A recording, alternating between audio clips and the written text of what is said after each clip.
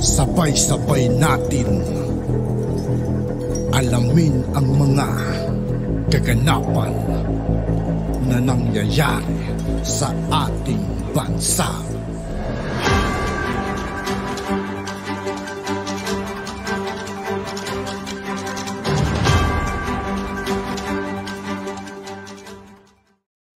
Yo, what's up mga kaibigan? This is I2K po again. Ngayon nandito naman ulit tayo sa channel ni Pinas News Insider. Dito naman ulit tayo magbibigay ng komento at reaksyon. Kaya samahan niyo ako guys.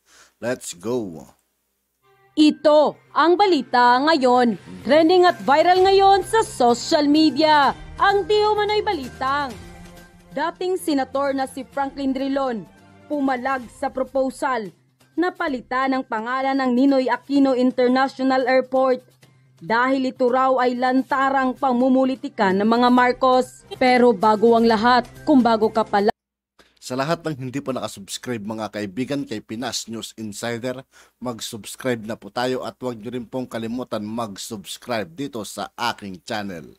Lamang sa aming channel ay please huwag kalimutang i-like ang video at mag-subscribe at i-click ang notification bell para mas maging updated pa kayo lalo sa lahat pa ng bagong video na i-upload namin. At ito na nga mga kababayan, dating senator na si Franklin Drilon nagsalita na kung sino ang magtangkang palitan ng pangalan ng NAIA ay siguradong namumulitika. Ito ang naging pahayag ng dating senator. Ngunit buwelta na Samantalang sila yung mahilig sa mga ganyan mga kaibigan, pamumulitika. Kung walang halong pamumulitika sana yan, hindi dapat ilagay yung pangalan ni Ninoy Aquino dyan. ng mga anti-Aquino ay wala naman ding dahilan noon ang mga Aquino na baguhin ang Manila International Airport. Pero bakit pinalitan pa rin nila ito ng Ninoy Aquino International Airport? Ayon pa sa kanila, hindi naman daw deserve ni Ninoy Aquino ang naturang parangal dahil hindi naman siya naging totoong bayani ng ating bansa. Bagkus, ito pa nga di umano daw ang sumira sa ating bansang Pilipinas. Marami nga sa ating mga kababayan ang nananawagan kay Pangulong Bongbong Marcos. Bakit hindi na lang palitan ang NAIA ng MIA at ibalik ang dating pangalan nito? Dahil hindi naman ang mga Aquino ang nagmamay-ari ng airport, kundi ang taong bayan. Dahil nga sa balitang ito, hindi naman mapigilan ng marami sa ating mga kababayan na magbigay ng kanilang hinaing at komento sa mundo ng social media. At ayon pa sa kanila, dapat lang ibalik sa dating pangalan ng airport natin. Si Drilon, namumulitika. Nasusuka ako tuwing naririnig ko, Ninoy, na wala namang nagawang mabuti para sa Pilipino. Bagkus, siya ang dahilan kung bakit naiwan tayo ng Singapore at ibang bansa. Huwag pakinggan si Drilon. Isa pa rin na walang nagawa para sa mga ordinaryong tao. Drilon, ikaw pala ang gumawa ng batas para tawaging bayani si Ninoy Aquino. Di ka nag-iisip, abogado ka pa naman. Sinira mo ang pangalan mo, idol pa naman kita. Noon, hindi ka dapat manalo kahit anong posisyon sa gobyerno. Walang dahilan nga na pinalitan. Dapat MIA talaga ang name. Bakit kasi pangalan ng tao pa ang ipinangalan? Diba isang pamulitika din? Kung tutusin mga kaibigan yung NAIA na yan, sirang-sira na mga kaibigan. Kaya maganda rin yung idea ni Pangulong Bongbong Marcos mga kaibigan sa Bulacan. Yung new airport mga kaibigan. Maganda yung bagong pinapatay yung airport doon mga kaibigan ngayon sa Bulacan. Kaya napakaganda nun mga kaibigan. Hintayin natin matapos. Sana matapos yung mga 2027. Sana alam ni Drilon ang sinasabi niya. Please PBBM, pakibalik na sa dating pangalan ng ating airport. Ibalik sa Manila International Airport para naman hindi na mag-alala ang mga lalapag na pasahero dyan. Dahil sa mga nangyayari noon at sa ngayon na hindi magandang balita sa ating airport. Walang karapatan ng Aquino name dyan dahil wala silang nagawang mabuti sa bansa. Anong problema, Drilon? Wala namang karapatan din ang Aquino na ilagay sa pangalan niya ang MIA. MIA ang pangalan ng airport ng Pilipinas at ito ay pag-aari ng Pilipinas at taong bayan. Dahil sa kasikiman ng mga Aquino, lahat ng pag-aari ng bayan ay kinangkam nila, pati ang personal na yaman ng mga Marcos, kinamkam din nila. Alam ng mga Pilipino, lahat ng tungkol sa mga Aquino ay gawa-gawa lang at puro katang-isip ng mga Aquino at mga kamponya na hanggang ngayon nabubuhay sa matinding ilusyon. Magbago na kayo dahil puro basura ang ipinaglalaban ninyo at wala nang naniniwala sa inyo. Alam nyo, galit na galit talaga sila sa mga, yan po yung problema na yung hinahangaan nilang mga pangulo ay walang nagawa sa buhay. Kaya, pag may mga ginagawa po yung katulad si Pangulong Duterte, dahil sila ang tanging nagawa ng mga Aquino, mga paborito nilang presidente, yung mga hinahangaan nila, ang tanging nila nagawa ay mga rebulto ng asawa, ng mga magulang. Kaya galit na galit po sila pag may mga malalaking project.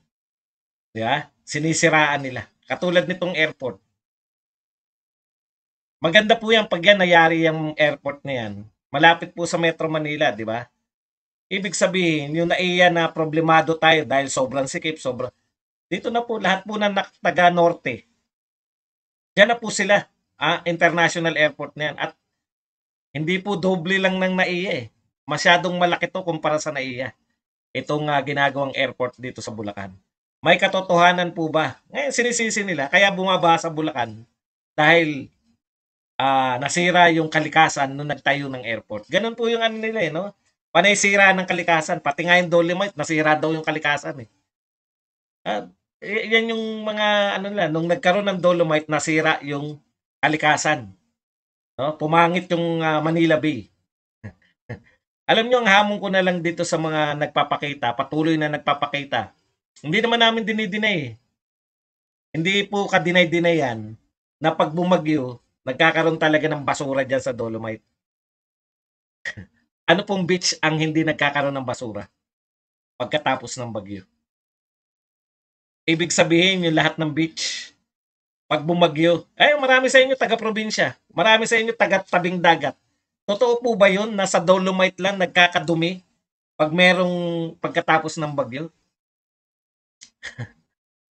Kaya maling-mali kung hindi nila mapantayan yung mga proyekto, sisiraan na lang po nila. Di ba? O kaya aangkinin. Inaangkin nila. Okay, balik po tayo rito sa Bulacan Airport. Kaya po ako takang-taka Hindi naman po ako pinanganak sa Bulacan o ano. Pero nung napunta po ako dyan, 1983 kami napunta dyan Kami po yung mga squatter sa Kamaynilaan, partikular sa Quezon City, na dinala po dyan sa Bulacan, sa Sapampalay, proyekto po ni Imelda Marcos sa kanyang settlement, human settlement. No? Binigyan kami ng mga lupa dyan. Ng lupa dyan, titirikan namin. Swerte nga yung mga pabahay ngayon. Swerte nga yung mga squatter ngayon na nililipat, may bahay na kami po. Kung anong tinastas namin, na bahay namin, yun din po yung tinayo dun, sa Sapampalay. Buhat po, buhat po nung ako ay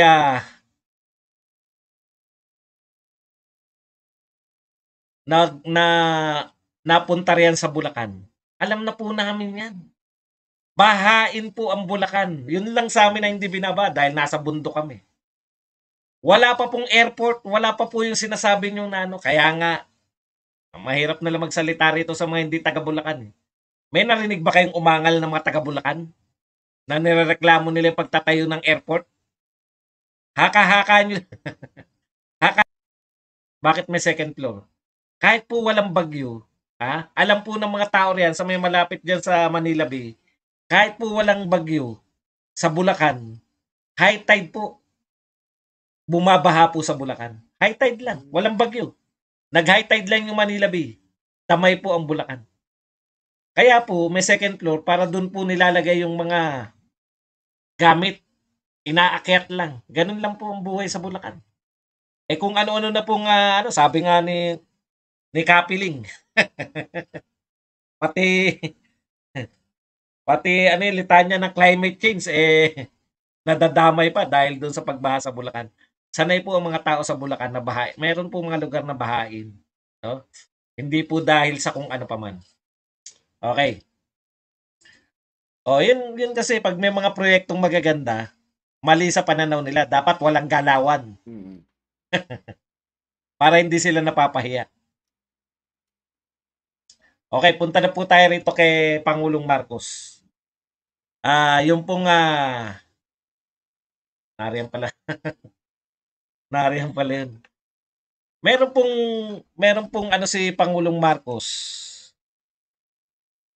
Hindi ko nakuna ng picture eh. Tingnan ko nga kung nakuna ko ng picture. Narito sa ginagamit kong camera, nariyan eh. Hindi ko naisip yun. Hindi ko tuloy mabasa. Okay, sa pagkakatanda ko na lang, no? Kinakantyawan nila ngayon si Pangulong Marcos dahil ang sabi po ni Pangulong Marcos, mag-i-import tayo ng bigas. At dahil mag-El Nino, magmamahal ang bigas, no? Tapos ipapakita nila yung speech ni Pangulong Marcos dito sa SONA na bumaba ang presyo. Ipapakita na naman niya na magmamahal ang presyo ng bigas. Ano ba talaga? No? Parang gusto nila ipakita na nagsisinungaling si Pangulong Marcos. Hindi nyo ba naunawaan na nangyari talaga sa Pilipinas? Ang purpose nyo lang ba talaga ay bumira lang ng bumira? Una, wala pong masama sa pag-import ng bigas. Hindi po si Pangulong Marcos ang unang nag-import ng bigas. Matagal na po tayong nag-i-import ng bigas. Kung hindi po tayo mag-i-import ng bigas, kaya nyo ba mga 150 per kilo? Kaya yung problema sa inyo eh. No? Inaagapan na nga ano yung mga pangyayari. Nakita nyo naman yung nangyari po sa ating mga palayan. 2 magkasunod na bagyo.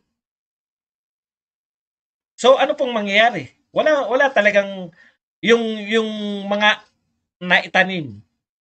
May bilang na po yun. Dapat aanihin nyo. Kahit hindi pa po anihan.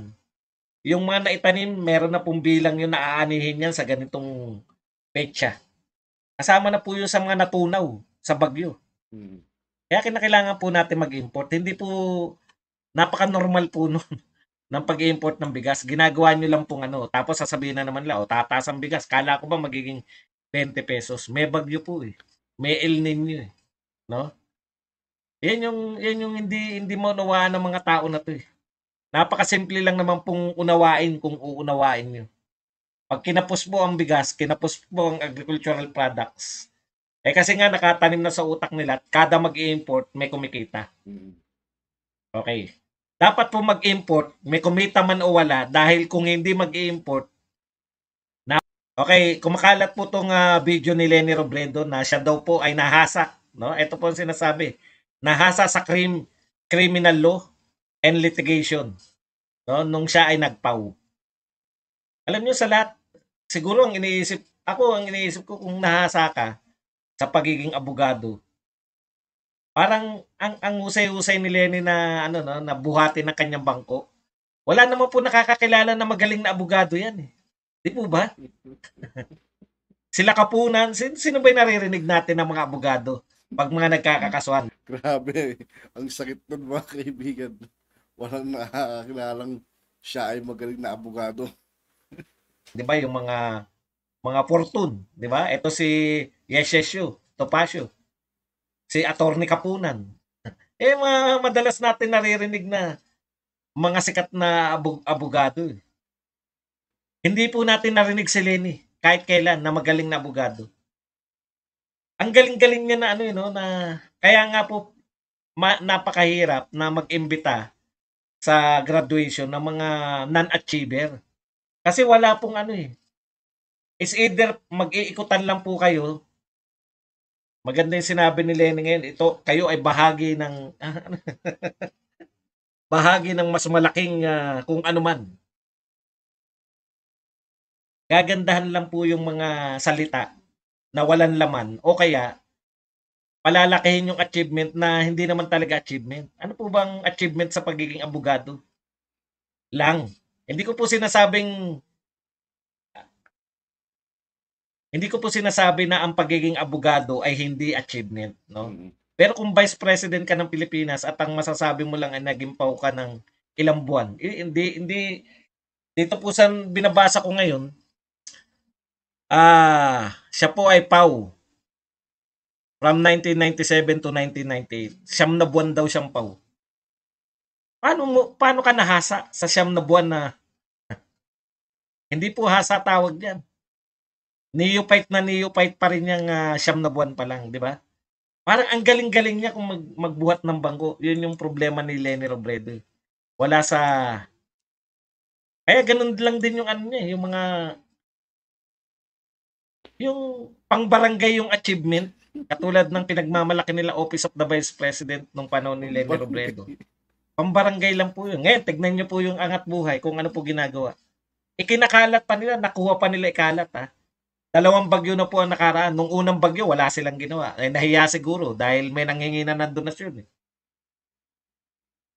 Nagpalugaw naman ngayon. Alam mo yung mga napakaliliit po. Tapos ang katutak, yung isang bagsakan ng palugaw na yun, ikakalat na nila ng lahat ng kakamping, nagpakalat na nagpalugaw sila.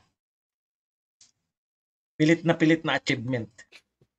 Ito naman po, nasobrahan naman po yung mga fans ng tatlo na to. Yung fans po ng tatlong mag-ama, pamilyang Aquino. Si Cory, si Pinoy, tsaka si Ninoy. Ito po yung pamagat ng yung paggunita sa kanila. Masusuka na kayo 3 araw, 3 bayani, 1 laban. Grabe, no? Sobrang hindi ko sininoy nga kina-question na yung pagiging bayani niya ngayon In fact, last year, tanda ko, wala na halos nagse-celebrate ng Bagamat holiday pa rin, yung Ninoy Aquino Day, yung August 21. Wala na pong umaattend sa mga selebrasyon. At yun na nga mga kababayan. At yun nga po mga kaibigan, dito po nagtatapos ng ating reaction video. Muli ako po si I2K ng Sundalo ng Dunggalo at 811. Maraming salamat sa patuloy na pagsuporta. Yeah. Peace out.